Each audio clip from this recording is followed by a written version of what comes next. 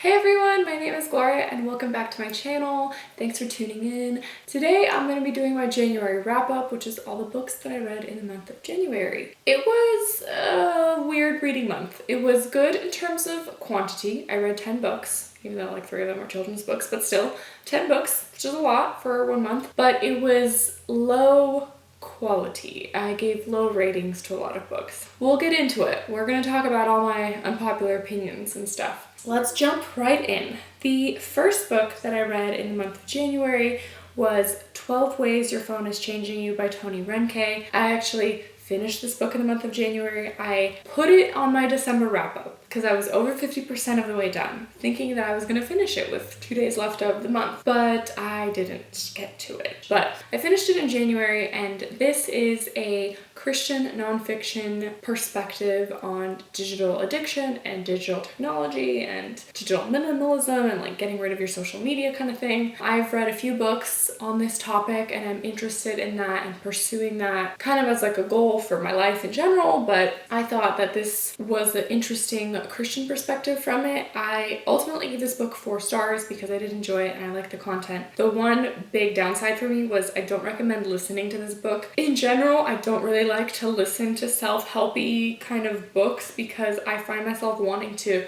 reread, like if it's a really interesting like point the author's trying to make, I want to read that again, or I want to highlight it or write it down. When you're listening to an audiobook, that's just really hard to do. So I think having a physical copy would have made this book even better for me. But I liked having that perspective and I found it interesting and some really good takeaways from it. So yeah, it was a good one. The next 2 books that I finished in the month of January were 2 Nancy Drew books. The first one was The Hidden Staircase, which is book number 2, and The Mystery at the Lilac Inn, which is book number 4. I started listening to the Nancy Drew series back in like October. I read these when I was a kid, and these are super quick little audiobooks. I was just doing my puzzle and needed an audiobook, and these were available, so I listened to them. I feel like they're really easy pickups. They're just really short, like lighthearted, sweet little children's books. Obviously, the mystery isn't very complicated, and there's not a lot of twists, and it's starts and over before you even have time to really think about it, but I think they're fun. So I'm probably going to continue listening to them here and there sprinkled throughout the year. But yeah, I gave Hidden Staircase 3 stars and Lilac Inn 2 stars. And the Hidden Staircase actually fulfills my Read Your Bookshelf challenge, not mine. It's Chantel from An Intentional Life. She has a year-long challenge where each month there's a prompt and you ideally pick a book off your bookshelf and that fits that prompt and you read it. For the month of January, the prompt was a home-y word. So it didn't have to be home or house. It could also be like window or staircase or wall or mirror or light, like stuff that has to do with a house. I was gonna do The Woman in the Window because I said I was gonna read that book in December and January, but I didn't. I'll pick it up one of these days. But The Hidden Staircase fit that prompt, so I'm glad I squeezed that one in. Moving on, I have a physical copy of a book. Love Does Discover a Secretly Incredible Life in an Ordinary World by Goff. I was reading this book out loud with my husband before bed. We were both reading it together. And this is a Christian nonfiction as well. This isn't necessarily a memoir, but it is Bob Goff's own story and perspective on little things that happen in his life and the lessons he's learned from them. The biggest kind of takeaway is that love is in action, and he talks about how to love people well and fully and sacrificially, like giving someone their all and just like seizing the moment kind of was the spirit of this book. I gave this book 3 stars because I liked it, but I had some problems with it. And I actually was recently watching a video by Krista from Books and Jams, and she was reading Bob Goff's second book, which I believe is called Everybody Always. And she had this interesting takeaway that I totally agreed with. I have never heard him speak in person because he's like a really popular speaker at a lot of like Christian events and whatnot. But supposedly he's this, and I can tell from his writing, he's a very like charismatic and like over the top kind of personality. From that, it's really hard to take some of his really crazy stories for real. Like you kind of think like, did that really happen? You must be exaggerating because that's kind of ridiculous. And I found myself thinking that the whole time we were reading this book. And this is just stuff that does not happen to people, or opportunities that just don't come up from people. Like, really? That happened to you? And so I had a little bit of that like, I don't buy that. So I had some of that. Also, his writing was a little bit like not the best. He would tell the story and then he'd have like a really cheesy tie-in into like a story from the Bible and like trying to make it a Jesus moment, which is good, but also I found it a little like cheesy. I feel like maybe for someone who's like really new to Christianity and like new to faith, this would be a little bit more compelling. So that was kind of, yeah. Overall, I still liked it. Next up in the month, I read The Secrets We Kept by Lara Prescott. I'm familiar with Reese Witherspoon's book club, and so as I was perusing Barnes & Noble, I saw a little table of her book club picks, and this one caught my eye. I read the inside flap. Sounded really intriguing. It's about female spies during Cold War era having to deliver something or get something from Russia, and I was like, ooh, this is going to be an interesting spy novel, action-packed. So my expectations were off of what the book actually was. The book was actually more of like a slow burn female-female romance, and I just wasn't ready for that or like expecting that to be sort of the main thread of the book. Another main plot line of the book is that Dr. Zhivago is a famous Russian novel that was banned in Russia and secretly taken out of Russia and published in Italy first and then in the States, and Russia was in an uproar with the author because they thought that he was like hating on the Soviet Union. And the perspective is these characters who were involved in the creation of this novel in Russia, and then also these spies who are trying to get this novel and then publish it because the Russian government was banning this book. And so there were certain like historical parts of that I found very interesting, that I learned about of Russian history that I even wasn't aware of. And yeah, so that part was interesting. Overall, this book was just okay. I wouldn't really recommend it. I found myself bored by it. I just think it was the case of like my expectations for this book were one thing and it totally wasn't that. And yeah. Up next, I have my favorite book that I read this month, or the one that like sits the most with me as I finished reading it, and it is called Dreamland Burning by Jennifer Latham. This one I picked up because of Books and Lala's Buzz-Word-A-Thon readathon challenge for the year, and the month of January the word was dream. So I picked this one up because it was on my TBR from Haley in Bookland. She does really good historical fiction recommendations, and this is a young adult historical fiction recommendation. So I picked it up and I really liked it. I gave it 4 stars. This was set in America during Jim Crow, 1920s, 1930s in the South in Oklahoma, and it was very interesting. It was also dual timeline, so it would jump back to the 1930s Oklahoma and then jump to present future. And it all starts with this girl and her best friend discovering a buried body in their backyard. And then it kind of goes back and tells a story from a young white boy in Oklahoma and his kind of story that unfolded during the Oklahoma race riots. And I learned about like the racial tensions in that town, and I believe this book is very much set on real events that happened. And I would highly recommend the audiobook. I think the narrators from both characters do a really good job, and then there's like little like inserts of like news headlines, and they have like a radio voice with the book, and I just really liked listening to it. It was a really great audiobook for that reason too. So yeah, I would recommend this one if you're looking for historical fiction. Up next, I have 2 books that I actually was thinking about doing a whole separate video for it, and I think I will, so I don't think I'll go very in depth with this, but I read 2 books that have to do with bees. If you don't know, because I mentioned this in some previous videos, my dad is a beekeeper and I work for the family business and I sell honey, and we live on a farm, and I've grown up around like honeybees and knowing a lot about bees, and pretty much my mom especially, and me a little bit, if there's like anything with a honeybee on it, we have to buy it. Like we have to have it, whether it's house decor or like artwork or books or just random stuff. And we have this really fun little cute store where we sell our honey, and I have like different books about bees in there. So I was gonna do a video, and maybe I still will, about all of the books about bees that I own.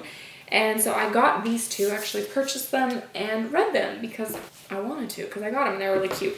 This one is a kid's book. It's called The Honeybee by Kirsten Hall, and it is the cutest children's book. Really fun illustrations and cute little like wording, and it's actually pretty like informationally accurate based on what the honeybee does. So this is a really cute children's book. If you need to like give a gift for a baby shower, like an upcoming baby or whatever, this would be a cute little one to include and have like a little bee basket, I feel like, or like a basket with bee baby themed things. I feel like that'd be kind of cute and fun. But yeah, so I read it and I gave this one 5 stars, even though, I mean, it's only like 30, 40 pages, but it's a cute children's book. And then this one, it's not a children's book, but it is a little illustrated book about honeybees, or about all bees. And I really like this because it wasn't just about honeybees, it was about all the different kinds of bees. And this is like a little baby science book, but not so in depth, but just enough information for you to like take something away. And the illustrations are like beautiful. They have really pretty flower, let's see if I can find one. They have like cute little flower illustrations and bee illustrations in here. And I just thought that the illustrations were gorgeous and the writing was fun, and I learned a lot of new facts about bees that I liked. So this is a great little book, and I think that it's super cute in our little honey shop. So yeah, if that's something you guys are interested in, maybe I'll make it anyway, but I do want to maybe do a video vlog style of reading all of the books that I have about bees, just because I don't think people have done that before. So, and I have a lot of bee books and I want to read them, so I might as well read them for a video. Anyways, this one I also gave 5 stars because I thought it was really cute and well done. I don't think I actually said the title of this book. It's The Little Book of Bees, An Illustrated Guide to the Extraordinary Lives of Bees by Hilary, Kearney. Yeah, very cute. Well done. All right. Time for my unpopular opinion. I have 2 books left that I both gave 2 stars that I thought were okay, but I kind of really didn't actually like and I wouldn't recommend. And they're like everyone's favorite books on BookTube. So this is going to be my unpopular opinions here. But the first one was Ready Player One by Ernest Cline. I kind of said in my worst books of 2020 video that I am going to go into 2021 trying not to read books that are hyped, that don't automatically click with me. And both this one and the next book, I really just read because of the hype. I read because everyone on BookTube's read it and everyone loves it and talks about it. And for me, when I read this synopsis, I'm like, that doesn't sound good to me. But I'm gonna read it because everyone loves it. And I really need to not do that anymore. And I think after this month, that's what I'm gonna do moving forward. I need to not pick up books that don't click with me because I don't care about video games. I don't really care about sci-fi all that much. I like dystopian novels too, but I don't know, this one just didn't work for me. Ready Player One, I listened to the audiobook and the audiobook was okay. Like I thought it was like a good performance, but the whole story, I think I gave my review on Goodreads that it was just 80s word vomit. The whole book is just lists of 80s games and movies and everything that possibly has to do with the 80s. I don't really care about the 80s. I like some 80s songs, but I wasn't born in the 80s. I have no nostalgia tied to the 80s. I don't really care about that decade. This whole book is just spewing 80s trivia at you and also video game trivia, and I don't care. I also didn't really like the crude like humor and language and just this like stupid teenage boy that was playing video games all day long. Like that's all the book is. I don't think the writing is necessarily bad.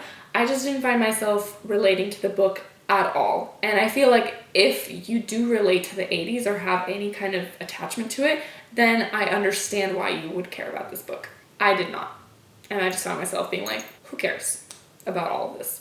So, unpopular opinion, again, nothing against anyone who loves this book at all, but I just didn't like it. Personally, for me, could care less about this book and the characters and the world and the 80s trivia. Yeah, I read it really only just to read it because everyone loves it, and yet again, I didn't, so I need to not do that anymore. Moving on to another unpopular opinion. Don't hate me, but it's The Invisible Life of Addie LaRue by V.E. Schwab. I really only picked this book up because of the hype. I think I knew going into it that I really wouldn't necessarily pick this up on my own because it doesn't sound like my kind of book. There's parts of it that intrigue me, like the historical part of it, but overall reading it sort of reminded me of my experience when I read Circe by Madeline Miller, and I talked about why I didn't like that book as well. I also gave it 2 stars. This book follows a girl who's born in the 1700s. She doesn't want to get married and have kids and live in the small town in France that she's from. She wants to experience life and go on an adventure. So she makes a deal with the devil to live forever. But the only twist is that no one will remember her face ever. So she lives her life. The first 100 years is basically just trying to survive because she can't build any human relationships or any human connection because no one can remember her. And then eventually she figures out how to live her life and how to get away with things and experience it to a way that is enjoyable for her to some degree. And I think I had similar, as I mentioned with Circe, I found myself bored because it crossed so many years. The book crossed thousands of years because this goddess was immortal. I think similar with Addie LaRue, maybe this trope isn't for me. I don't really care about people who can live forever. So this book covers like 300 plus years. That's just boring to me. It's too long term, it's too convoluted, there's too many things. And I did like the dual timeline, so it jumps from like the 1700s and then 2014 and it goes back and forth and then the timelines converge. So there's some things about that I enjoyed, but also I just had some issues with some things that happen in this book. Like, I understand why it's there, but I also didn't really care about reading about it. Like Addie LaRue, because she can't make any human connection, the only way she can is like through one night stands, because that is where the allurement of like meeting a stranger works and not remembering their face. And so it's just a lot of like hookups in this book, and I didn't really care to read about that. And I didn't really care where her relationship with the devil went throughout the book. There's a couple twists that I didn't see coming that kept me going. I think they actually came at right at the opportune times. Like I was getting like, I really don't like this book, and then like a little thing happened and I was like, oh, okay. And then I kept going. So they came in at the right time for me to keep going. And I actually really liked the writing in this book. I thought V. Schwab wrote it beautifully. And I'm still very intrigued by her other books, some of them. So I feel like I'm still going to give V. Schwab another chance. But I just didn't really fully get into the story. I gave it 2 stars. I thought it was okay. I picked it up because of the hype and I learned my lesson. And I need to be better at figuring out what books work for me. And this one just didn't fully work for me. And yeah, again, like I said, don't hate me. Everyone's entitled to their own opinion. People can love this book. Some people don't need to love it. I'm one of those people. You can love this book, and that's totally great. But it just didn't work for me for certain reasons. And that's it. Those are all the 10 books that I read in the month of January. Let me know if you have any thoughts and opinions about things. I feel like even though I gave a lot of books lower ratings, it's making me kind of hone what I want to read about more and making me realize books that aren't working for me. So I need to watch out for those and not pick them up because of the hype.